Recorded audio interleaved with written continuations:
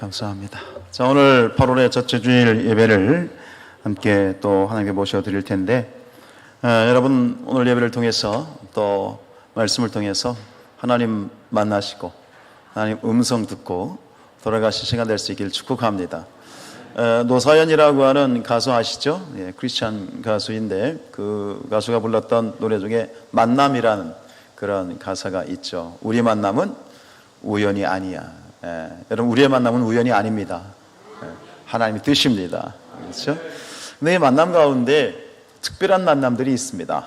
특별한 만남. 모든 만남이 다 특별하겠지만 우리가 소위 역사적인 만남이다, 혹은 세기의 만남이다 라고 이렇게 이야기하는, 평가하는 만남들이 있습니다. 과거 다른 나라의 역사를 보면 로마 제국의 시초가 되는 카이사르, 시저라는 사람이 어떤 한 여자를 만나죠. 이집트의 클레오파트라라는 여인을 만나는 그런 만남이 있었어요. 또 국제적인 만남, 저 위에 북한에 있는 김정은이 예전에 누구를 만났죠? 미국의 오래돼서 모르시겠어요?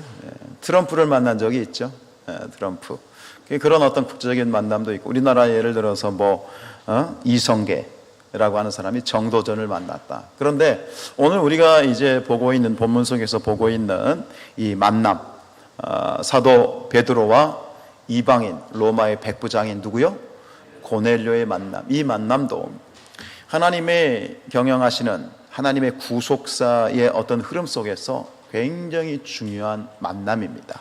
세계의 만남이라고 할 수 있고요, 역사적인 만남이라고 할 수 있습니다. 우리는 그 만남을 계속 보고 있지요. 우리 24절 말씀 같이 읽습니다. 이튿날 가이사랴에 들어가니 고넬료가 그의 친척과 가까운 친구들을 모아 기다리더니, 나흘 전입니다. 고넬료가 기도하다가 하나님 계시를 받았어요. 야, 너 저 요바에 가면 베드로가 있다. 무두장이 가죽 세공업자인 그러한 사람 시몬의 집에 베드로가 있으니 그 베드로를 초청해서 말씀을 들어라 라고 그렇게 계시를 하여서 이 고넬료가 사람들 부하 3명을 보냈어요. 보내서 이제 기다리는 거예요. 그리고 나흘이 지났습니다. 나흘. 그런데 그 사람을 보내놓고 베드로를 만나기까지 이제 나흘이 걸리는데, 이 4일 동안 이 고넬료가 가만히 뒷짐지고 기다리지 않습니다. 그 나름대로의 준비를 하고 있죠. 준비를 했어요. 어떻게 준비하고 있습니까? 그의 친척과 가까운 친구들을 초청을 했어요. 베드로가 오기 전에 고넬료는 자기 일가 사람들과 그리고 사랑하는 친구들을 모아놓고 그리고 베드로를 맞이할 준비를 하고 있는 거죠.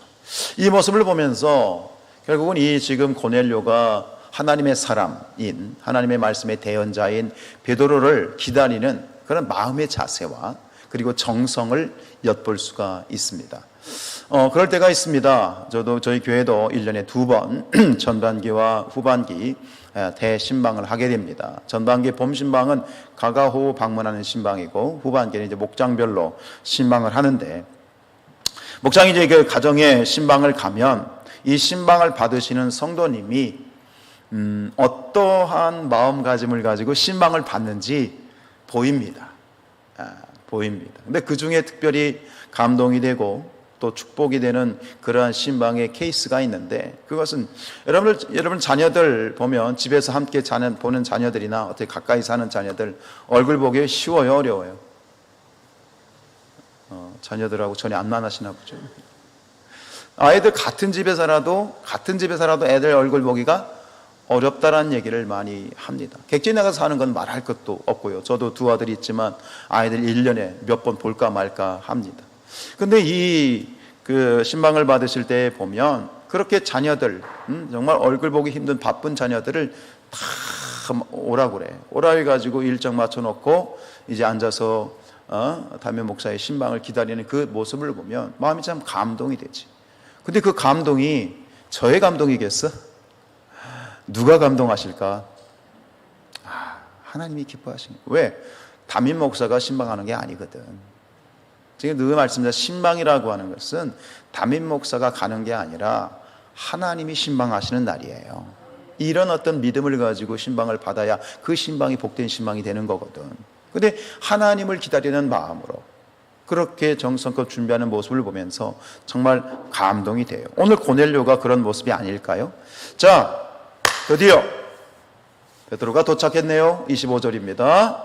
마침내 베드로가 들어올 때에 고넬료가 맞아 발 앞에 엎드려 절했다. 나흘 만입니다. 나흘 만에 보낸 사람이 이틀 걸렸고 돌아오는데 이틀 걸려서 나흘이 지났는데 드디어 베드로가 집에 도착했어요. 근데 여기 보면 그냥 들어올 때에 고넬료가 맞았다. 어떻게 맞았을까? 아마 버선발로 나가지 않았을까? 근데 실제로 이 다른 번역 성경에 보면 베가 성경이라고 하는 번역본에 보면 정말로 버선발로 나갔대요. 달려나가가지고 웰컴 환영하는 건데, 근데 그 다음 장면에 주목하세요. 그 다음 장면은 이거는 보통 일이 아니라 충격적인 장면이에요. 어떻게 맞아 있어요? 발 앞에, 베드로의 발 앞에 엎드려 절을 했어요. 이게 어떻게 보이세요? 평범하게 보이세요? 이거 절대 평범한 일이 아니에요. 사람 앞에, 지금 이 사람은 로마의 국가를 대신해서 온 그런 장교입니다. 그 피식민, 지금 지배하고 있는 그 식민지의 뭐 큰 정치인도 아니고 그냥 식민지 사람 앞에 가가지고 머리를 조아리고 절을 하고 있다고요? 이건 굉장히 대단한 일입니다. 근데 그 앞에 절을 하는데, 예를 들어서 이것은 황제에게, 왕에게 하는 액션, 혹은 노예가 아랫사람이 윗사람한테 하는 그런 행동이기도 하면서 이 행동을 보고 베드로가요 화들짝 놀랍니다. 화들짝 놀래요. 그리고 뭐라고 얘기합니까? 26절, 베드로가 일으켜 이르되 일어서라, 나도 사람이라. 여기서 이러시면 안 됩니다. 여기서 이러시면 안 됩니다. 그러면서 베드로가 화들짝 놀래가지고 일어서시라. 그래서 하는 말이 뭐라, 나도 사람이다. 나도 사람이란 말은 지금 뭐냐면, 이 고넬료가 베드로 앞에 절을 하는데 베드로를 사람 취급하는 게 아니야. 누구에게 하는 것처럼? 하나님에게 하는 것처럼, 신입니다. 이거는 뭐예요? 이것은 우상 숭배와 같습니다. 아시겠습니까? 지금 이것을 갖다가 베드로가 적극 저지합니다. 제지합니다. 이러시면 안 됩니다. 이거는 옳지 않습니다. 왜요? 당신이 하는 행동은 바로 우상 숭배와 같은 것입니다. 이렇게 지금 이야기를 하고 있는 것입니다. 여러분, 사람은 사람일 뿐입니다. 아무리 잘나고 아무리 존경스러워도 사람은 사람입니다. 사람을 섬기게 되면 그건 뭐가 됩니까? 하나님이 가장 싫어하시는 죄를 범하게 되는 겁니다. 뭐예요? 우상 숭배입니다. 우리가 서로를 사랑하고 서로를 존경하는 것은 당연한 일입니다. 그러나 신을 섬기듯 섬기는 것은, 아직 고넬료가 믿음은 있지만 아직 이방 사람이기 때문에 뭔가 약간 미성숙한 모습을 보이는 것이죠. 그러나 그의 모습은 아직 미성숙함으로 정말 하나님이 기뻐하시지 않는 행동을 하고 있지만, 그러나 고넬료의 그 마음 중심은 오늘 우리가 배워야 됩니다. 베드로를 왜 이처럼 베드로 앞에 신을 섬기듯이 그 앞에 무릎을 꿇고 절을 했을까요? 이것은 고넬료가 베드로를 존경하되 어떻게 다르게 표현할 방법이 없는 거예요. 존경의 최고의 표현이에요. 그러면 그 모습 자체는 잘못된 우상 숭배를 유발할 수 있는 잘못된 행동이지만, 그러나 이 고넬료가 베드로 앞에 무릎을 꿇고 절을 한 것은 왜 그럴까요? 베드로라고 하는 한 사람 때문일까요? 그게 아니라는 거예요. 이걸 이렇게 말할 수 있어요. 베드로는 누구의 사람? 하나님의 사람이기 때문에. 자, 잘 보세요. 하나님의 사람이기 때문에. 그리고 더 중요한 한 가지가 있어요. 베드로는 하나님의 사람인데 왜 하나님의 사람이냐? 베드로는 하나님의 대언자이기 때문이에요. 하나님의 무엇을 가지고 있는 사람? 말씀을 가지고 있는 사람이기 때문입니다. 이것을 주목하셔야 돼요. 그래서 이 상황이 이렇게 정리가 되고, 오늘 본 마지막 33절에 보면 베드로를 초청해 놓고 2차, 저차에서 당신을 초청했습니다. 그러면서 마지막 베드로에게 이렇게 이야기를 합니다. 33절 읽습니다. 내가 곧 당신에게 사람을 보내었는데 오셨으니 잘하였나이다. 이제 우리는 주께서 당신에게 명하신 모든 것을 듣고자 하여 다 하나님 앞에 있나이다. 이 말씀을 마음에 새기시기 바랍니다. 여기서 오셨으니 잘하였습니다 라고 하는 것은 칭찬이 아닙니다. 이건 감사입니다. 여기까지 친히 와주셔서 감사합니다 라는 감사이고, 그 뒤에 이제 우리는 지금 고넬료가 자기의 일가뿐만 아니라 친한 친구들을 다 모아놓고 베드로 일행을 지금 영접하면서 왜 무엇을 기대하느냐, 여기 나오죠. 주께서 당신에게, 즉 예수께서 당신 베드로 사도에게 명하신 모든 것, 명하신 모든 것은 뭐예요? 하나님의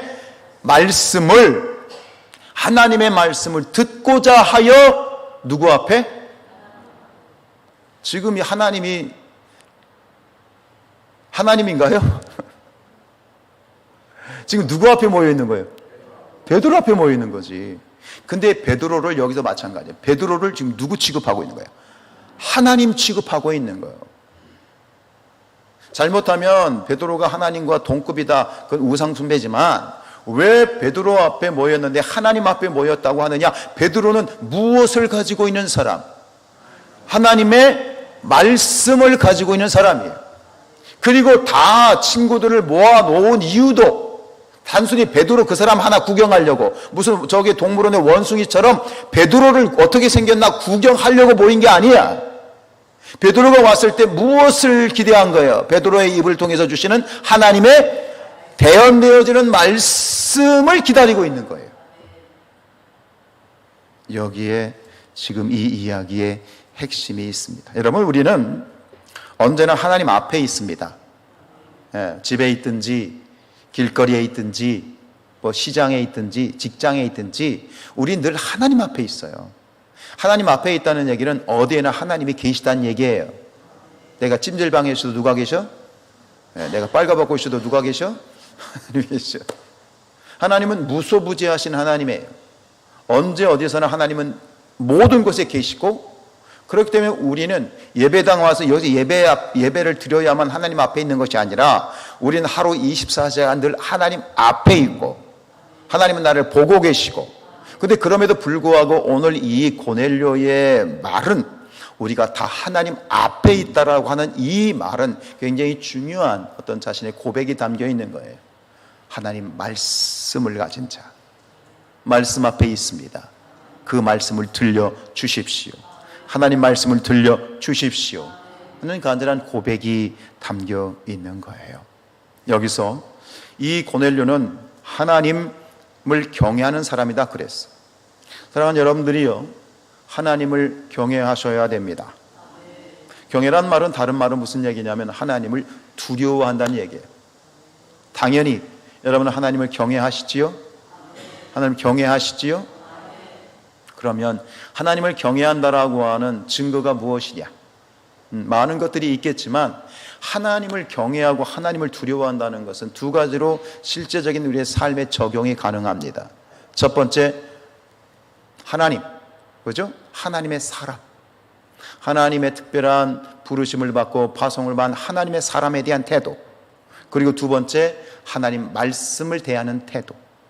이것에 따라서 그가 어떻게 하나님을 대하는지에 대한 그러한 이 경외함의 증거가 된다고 생각합니다. 조금 더 깊이 들어가겠습니다. 여러분, 우리 예수님을 우리가 얘기할 때 예수님은 하늘의 보좌에서 내려오셔서 인간의 몸을 입고 이 땅에 오신 하나님의 아들이십니다. 그것을 어려운 말로 뭐라고 그래서 세자로? 성, 육, 신. 거룩하신 예수님이 육신을 입고 오셨다. 그래서 성육신이에요. 이 성육신의 기본이 기초가 되는 이 신학의 근거되는 말씀이 요한복음 1장 14절인데 한번 보실까요? 말씀이 육신이 되어 우리 가운데 거하십니다. 보세요. 그런데 예수님이 육신을 입고 우리 가운데 오셨는데 지금 사도 요한은 뭐라고 얘기하고 있어요? 무엇이 육신이 되었어? 말씀이 육신이 되었어. 결국 예수님은 뭐라는 얘기예요? 말씀이라는 거예요. 즉 예수님의 본질은 말씀이세요. 예수님의 본질은 말씀이세요. 근데 이 말씀은 또 누구냐? 이 말씀은 하나님이야. 좀 이제 어려운 그런 신학적인 이 메커니즘이긴 하지만 이 말씀이 있는 대로 우리가 적용을 하자고요. 예수님의 본질은 말씀인데 그 말씀이신 예수님은 그 말씀이 뭐냐? 하나님이야. 그게 요한복음 1장 1절이에요. 진짜 태초에 말씀이 계시니라. 이 말씀이 하나님과 함께 계셨으니 이 말씀은 곧 하나님이시라. 정리하면 이거예요. 말씀이 누구야? 하나님이야. 말씀이 또 누구야? 예수님이야. 자, 그럼 여기서 아주 중요한 우리의 언어, 신앙적인 언어에 대한 규정을 한번 해보도록 하죠. 여러분들은 지금 하나님의 말씀을 듣고 계시죠? 그런데 그렇지 않아요. 이 말씀을 근거로 보면 우리는 하나님의 말씀을 듣는 게 아니에요. 정확하게 얘기하면 우리는 하나님의 말씀을 만나는 거예요. 아시겠습니까? 즉 설교를 듣고 우리가 하나님의 이 성경 말씀을 읽거나 듣거나 그 말씀을 묵상하는 것은 지금 여러분들은 가기한 목사를 통한 설교를 듣고 있는 것이 아니라 여러분들은 말씀이신 하나님, 말씀이신 예수님을 뭐 하는 거예요? 만나는 시간이에요. 이 시간. 그래서 제가 앞에 서두에 말씀드렸잖아요. 오늘 이 설교를 통해서 말씀을 통해서 반드시 여러분 하나님을 무하고 가시라고? 기억나세요? 하나님을 만나고 가시라고. 그냥 드리는 말씀이 아니에요. 이건 저의 바람이고 기도이고 소망이에요. 우리는 말씀을 듣는 게 아니다. 말씀은 뭐 하는 거다? 만나는 것이다. 따라합시다. 말씀을 만나게 하옵소서. 말씀을 만나야 돼. 여러분, 설교는요, 강연이 아니에요. 설교는 좋은 말이 아니에요. 교양 강좌가 아니에요. 어쩌다가 뭐 그런 분들이 있어요. 뭐 저희 성산교회는 그런 분들 없고요. 저기 브라질에 있는 성산교회 교인이 그런 적이 있어요. 설교를 듣고 나가면서 뭐라고 말하냐면은 어쨌든 간 뭐 인사를 하고 싶고 또 감사하다는 표현이겠죠. 아, 목사님 좋은 말씀 듣고 갑니다. 그죠? 좋은 말씀 듣고 갑니다. 맞아요, 틀려요? 설교는 좋은 말씀이 아니에요. 설교는 하나님이에요. 하나님의 말씀이 뭐예요? 말씀이 하나님이에요. 저는 이렇게 고백하고 갔으면 좋겠어요. 여러분들이 가시면서 하나님 만나고 갑니다. 이렇게 고백하고 오늘 말씀을 통해서 하나님 나를 만나 주셔서 감사합니다. 이렇게 고백하고 나아가는 그런 시간이 되었으면 좋겠어요. 이렇게 살았던 사람들이 있어요. 데살로니가 교회의 교인들이에요. 우리 데살로니가전서 2장 13절 말씀 읽습니다. 시작. 이러므로 우리가 하나님께 끊임없이 감사함은 너희가 우리에게 들은 바 하나님의 말씀을 받을 때에 사람의 말로 받지 아니하고 하나님의 말씀으로 받음이니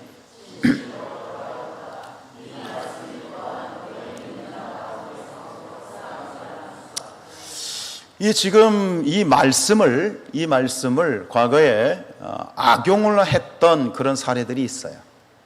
목사님들 중에 이렇게 말씀하신 분들이 저도 들었어요. 사람의 말로 받지 않고 누구의 말로? 하나님 말씀을. 그러니까 목사의 말은 누구의 말이야? 하나님 말이야. 그러니까 목사한테 어떻게 절대 복종해야 돼. 이렇게 악용을 한 사례가 있어요. 그 얘기를 하는 게 아니에요. 목사의 말이 다 하나님 말씀이에요? 그래요, 안 그래요? 아, 괜찮아요. 그렇다고 얘기하셔도 돼요. 목사의 말이 다 하나님 말이 아니에요. 사람의 말일 수도 있지요. 그러나 이 목사의 이 설교를 통해서 하나님의 말씀이 그 워딩이 선포된다면 그건 100% 하나님 말씀이 맞고 그게 사람의 말이 아니에요. 여기서 이 구절의 방점은 목사의 말은 하나님 말이니까 적당 목사의 말에 100% 복종해야 돼. 이 얘기를 하려는 게 아니라 이 말씀의 방점은 뒤에 있어요. 하나님의 말씀을 이 말씀을 하나님의 말씀으로 받으면 어떠한 일이 일어나는지 그 축복을 받으라는 거예요. 여러분 사람의 말로 받지 않고 하나님의 말씀으로 받으면 어떻게 된다? 뒤에 읽어볼까요? 진실로 그러하도다 이 말씀이 또한 너희 믿는 자 가운데에서 역사하느니라. 아멘. 저는 매 순간 설교를 하면서 하나님께 드리는 몇 가지 기도 중에 하나가 이거예요. 오늘 선포된 말씀을 통해서 우리 성도들이 하나님을 만나게 하시고 그 말씀이 심령에 들어가서 그 말씀이 역사하옵소서. 하나님 말씀은 살았고 운동력에서 좌우의 날선금보다 예리하여 혼과 영과 관절을 찔러 쪼개기까지 하며 심령 골수를 찔러 쪼개셔서, 여러분, 역사한다는 얘기는 사건이 일어난다는 거예요. 어디에서? 말씀을 받은 여러분의 심령 안에서. 아멘. 말씀이 듣기고 말씀이 들어가면 사건이 일어난단 말이에요. 듣고 가는 게 아니라 말씀이 들어와서 하나님을 만나는 살아있는 역사, 뭔가 꿈틀거리는 그런 성령의 역사가 일어나는 우리 모든 청중, 회중이 되시기를 축복합니다. 우리가 흔히 하는 예로 거저왔다 거저간다는 게 뭔지 아세요? 예배 시간 1시간 이렇게 앉았다가 설교를 들어요. 잘 듣고 계시죠? 물론 딴 생각도 하시는 분도 계시겠지만. 근데 그러고 가. 집에 갔는데 아무도 남은 거 없어. 예배 끝나고 점심 먹은 거 그것만 남나? 여러분, 이 시간 가운데 예배를 드리고 돌아가신 여러분들 안에 무엇가 남아야 되냐면, 전부 다 설교 내용 전부 다는 아니더라도 한 단어라도, 한 구절이라도 여러분 안에 말씀이 새겨지기를 원해요. 하나님 말씀으로 받으면, 사람의 말로 받지 않고 하나님 말씀으로 받으면 이 말씀이 너희 안에 가운데, 믿는 자 가운데에서 역사한다. 역사한다. 이게 진짜 신앙이에요. 신앙이 왜 성장하지 않는지 아십니까? 왜 신앙이 재미가 없는지를 아십니까? 10년 전에 20년 전에 믿는 것이 똑같고 뭔가 변화된 것도 없고 성장도 없고, 왜 그런지 아세요? 열심히 없기 때문이 아니에요. 열심히 없기 때문이 아니에요. 정성이 없어서요? 아니에요. 정성이 없어서가 아니에요. 여러분들 심령 안에 무엇이? 말씀이. 뭐가요? 말씀이 충만해져야 되고, 말씀이 충만해져야 되고. 근데 우리가 신앙생활 하면서 가장 게으른 부분이 뭔지 아십니까? 말씀입니다. 그냥 말씀 설교 하나 들었으니까 내가 오늘 말씀을 대했다, 이걸로 끝나버린단 말입니다. 이게 오늘 우리 한국교회 성도들의 가장 취약점이에요. 목사님, 말씀은 어렵습니다. 말씀은 이해하기가 힘이 듭니다. 30분 설교 듣는 것도 죽겠습니다, 아주. 그걸로 끝나면 안 돼요. 우리가 누려야 될 하늘의 신령한 축복의 중요한 통로가 뭐다? 말씀이 듣겨야 돼요. 말씀이 심겨져야 돼요. 말씀이 역사해야 돼요. 그런 분들이 있어요. 목사님, 말씀이 안 들려요. 그럼 말씀이 안 들리면 내일부터 새벽에 나오세요. 말씀이 안 들리니까, 이런 사람들이 말씀이 안 들리니까 난 교회 안 나갑니다. 말씀이 안 들리니까 다른 교회 찾아가서 설교를 듣겠습니다. 들릴 것 같아? 천만이 없으면 마음 안에 콩떡이야. 말씀이 안 들리시고 이해가 안 되니죠? 그러면 새벽에 나오세요. 새벽부터 말씀을 들으세요. 아멘? 언제까지? 들릴 때까지. 들릴 때까지. 하나님의 생명의 말씀이 그냥 쉽게 들어오면, 예수님 십자가에도 안 돌아가셨어요. 예수님이 십자가에 달려 죽으셨음에도 불구하고 여전히 하나님을 믿지 않고 거부하는 자들이 이 판을 치는 세상. 왜 그렇습니까? 생명의 말씀이 그렇게 쉽게 되는 게 아닙니다. 말씀이, 사랑하는 우리 성산의 가족들의 이 심령 안에 그 말씀이 깊이 새겨지길 축복합니다. 말씀을 듣는 귀가 열려질지어다. 말씀이 여러분들 안에 들어갈지어다. 그 안에서 역사할지어다. 간절한 목사의, 담임 목사의 소망입니다. 여러분, 이를 위해서 목사가 먼저 하나님을 만나야 돼요. 그죠? 말씀은요, 듣는 게 아니라 뭐 하는 거라고요? 만나는 거예요. 누구를 만나는 거예요? 하나님을 그러니까 목사가 먼저 설교를 준비한다는 것은 뭐예요? 먼저 제가 하나님을 먼저 만나야 돼요. 그리고 말씀을 가지고 그 말씀 속에서 하나님의 음성은 우리에게 지금 우리 성산교회에 들려지고 싶은 그 진리의 말씀을 선포해야 되고, 어떤 분이 그런 말씀하셨어요. 목사가 30분 설교하는데 목사의 30분 설교 준비는 육체노동자의 3시간이 맞먹는다. 아니요, 더 돼요. 목사가 책상에 앉아서 설교 준비하는데 힘들지 않을 것 같으세요? 진액을 쏟습니다. 진액을 쏟아야 돼요. 모르셔서 그래요. 생각해 보니까 설교 준비는 뭐하고 같으냐면 밥을 짓는 거하고 똑같아. 여러분, 일주일 전에 한 밥, 오세곤 집사님, 정세곤 집사님, 죄송해요, 제 후배가 오세곤이라 자꾸 헷갈려. 일주일 전에 한 밥 김영자 권사님이 해주시면 먹어요, 안 먹어요? 그렇죠. 아직 살아있네요. 살아있어. 근데 약간 1초 뜸을 들이셨어. 어떻게 대답하실까? 밥은 밥이라고 하면 정석은 뭐예요? 지금 갓 지은 밥을 내놓아야 돼. 물론 밥통에는 일주일 된 밥 있을 수 있어. 근데 설교는 뭐냐? 일주일 전, 1년 전에 준비한 설교가 오늘 선포된다고 해서 그 말씀이 옳은 말씀일까요? 아니에요. 말씀은요, 일용할 양식이에요. 오늘의 말씀이 선포돼야 돼요. 일주일 전에 하나님이 하시고 싶었던 말씀과 오늘 하나님이 하시고 싶은 말씀이 달라요. 왜 그럴까요? 우리는 오늘을 살아가는 존재이기 때문에 그래요. 오늘 나에게 필요한 말씀, 오늘의 말씀을 하나님은 우리에게 주시고 싶어 해요. 1년 전은 과거예요. 1년 전에 내가 필요했던 거, 1년 전에 나의 문제는 이제 과거예요. 근데 지금 이 시점에서 내 삶의 어려운 문제, 내가 고민하는 문제, 내 삶의 인생을 풀 그런 진리의 말씀은 오늘 필요한 말씀이에요. 그거를 뭐예요?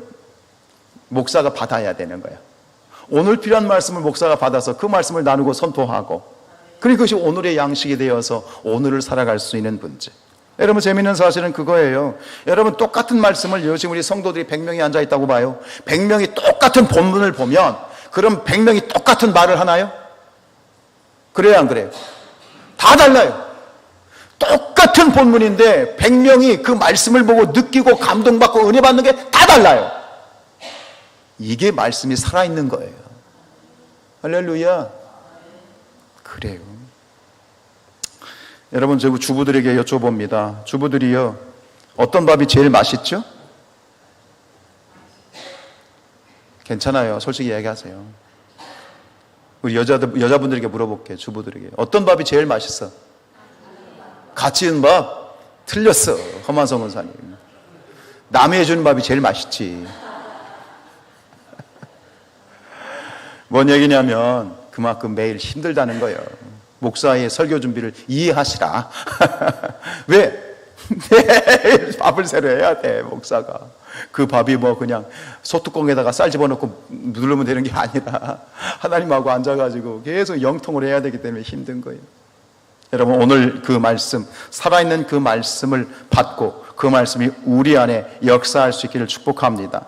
다시 한번 데살로니가서 2장 13절 말씀 읽어볼까요? 시작. 이러므로 우리가 하나님께 끊임없이 감사함은 너희가 우리에게 들은 바 하나님의 말씀을 받을 때에 사람의 말로 받지 아니하고 하나님의 말씀으로 받음이라. 진실로 그러하도다. 이 말씀이 또한 너희 믿는 자 가운데에서 역사하느니라. 여러분, 바이러스가 몸 안에 들어오면 증거가 나타나죠? 감기 바이러스가 들어오면 뭐 어떤 일이 일어나요? 콧물이 나고 열이 나고 몸살이 나죠.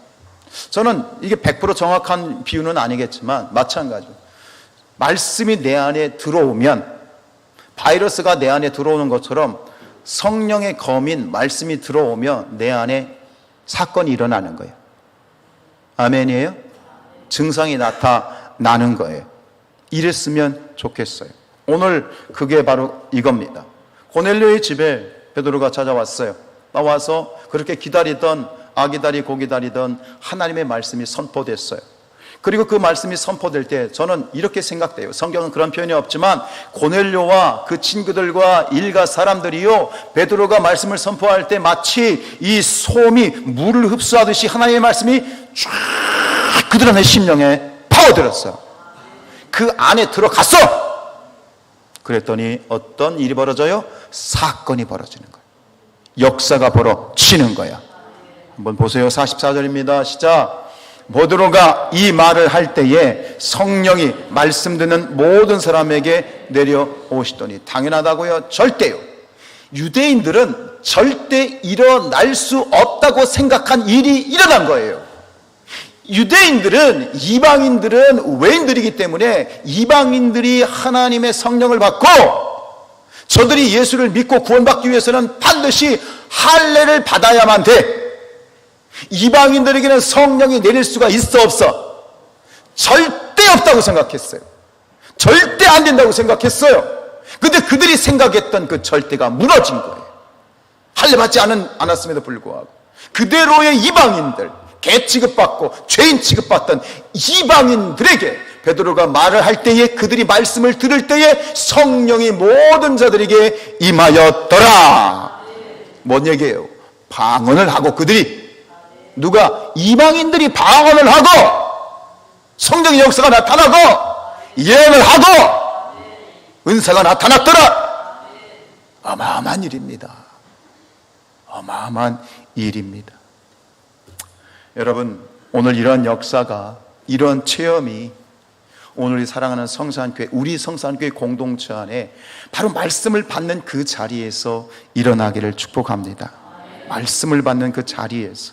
우리 히브리서 4장 12절 말씀 읽습니다. 하나님의 말씀은 살아있고 활력이 있어 좌우의 날선 어떤 검보다도 예리하여 우리의 혼과 영과 관절과 골수를 찔러 쪼개기까지 하여 내 마음의 생각과 뜻을 판단하나니. 말씀을, 귀가 열려야 돼. 말씀이 들어와야 돼. 아멘. 말씀이 들어와야 돼. 제가 지금 막 씨를 뿌리잖아요. 씨를 뿌리는데 어떤 무슨 마음이 길짝밭이야. 그냥 바로 그냥 새가 와서 잡아먹어. 어떤 분의 마음밭은 돌짝밭이야. 싹이 나다가 금방 타 죽어. 어떤 분의 마음밭은 지금 가시밭이야. 자라다가 세상 염려와 근심에 찌들려서 죽어버려. 축복합니다. 우리 사랑하는 성산의 모든 성도들의 마음밭이 옥토와 같을지어다.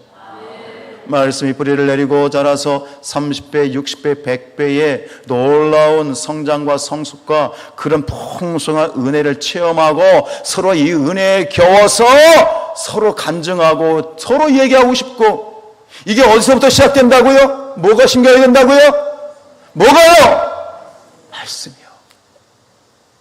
그런데 여기서부터 바로 사단의 아주 악한 그러한 꾀가 발동하는 거예요.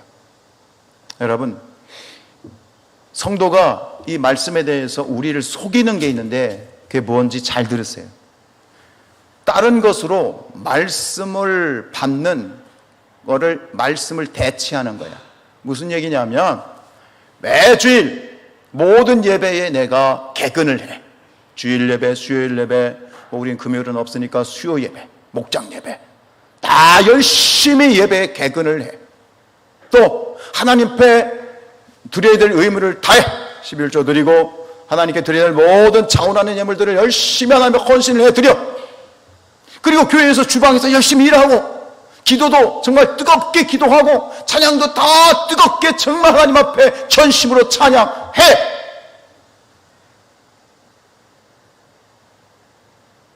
그리고 뭐라고 생각하냐면, 이렇게 하니까 내가 말씀은 조금 말씀 시간에 졸고 말씀은 좀 게을러도 되겠지. 돼요, 안 돼요? 천만의 말씀 반만의 콩떡이에요. 말씀을 읽고 듣고 연구하고 말씀을 내가 하나님 앞에서 그 말씀을 취하는 그 아름다운 말씀을 다른 것으로 대체할 생각은 허덜덜 마세요. 누구 손해야? 여러분 손해야. 계시록 1장 3절 말씀 읽습니다. 시작. 이 예언의 말씀을 읽는 자와 듣는 자와 그 가운데에 기록한 것을 지키는 자가 복이 있나니 때가 가까움이라. 마지막 시대 가운데 특별히 이 계시록을 통해서 마지막 우리 이 시대에, 말세지 말의 시대에 우리에게 꼭 필요한 그런 메시지입니다. 이 하나님의 말씀을 읽는 자, 읽고 듣고 그 말씀을 지키는 것. 말씀드린 것처럼 우리 신앙이 가장 취약한 게 뭐냐면 말씀이에요. 그냥 일주일에 설교 한번 듣는 것으로, 그것으로 내가 말씀의 어떤 이것을 다 했다? 아니요. 왜 말씀을 우리가 열심히 취해야 되는지, 말씀을 읽고 듣고 정말 통독하고 열심히 말씀을 연구해야 되는지 깨닫기를 축복합니다. 열심히 기도하는 것 좋지요. 그런데 말씀이 없는 기도는 잘못하면 잘못된 길로 가기 쉽습니다. 말씀이 없는 기도는요, 엉뚱한 짓을 합니다. 우리도 보았지 않습니까? 우리도 안에서 경험한 겁니다. 말씀이 없이 뜨거운 기도 한다고요? 천만의 말씀이 큰일 납니다.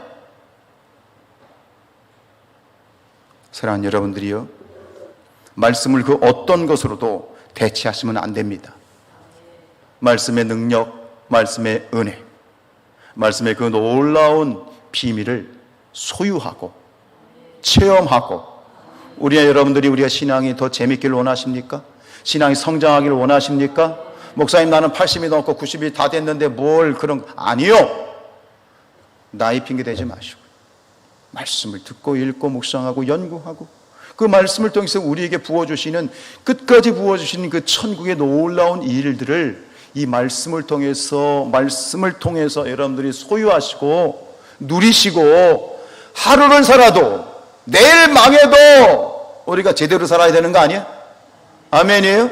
신앙의 정말 값진 가치는 어디에 있느냐? 말씀에 있어요. 말씀이 우리 신앙의 기초란 말입니다. 우리 사랑하는 성산의 성도들, 다른 교회는 관심 없어. 우리 성산교회 성도들만큼은 하나님 말씀을 읽고 듣고 지키며 연구하고 암송하는 이런 말씀을 주시는 놀라운 은혜, 우리의 심령 골수를 찔러 쪼개고 여러분 말씀을 듣는 이 자리에서 여러분들의 영혼이 치유될지어다.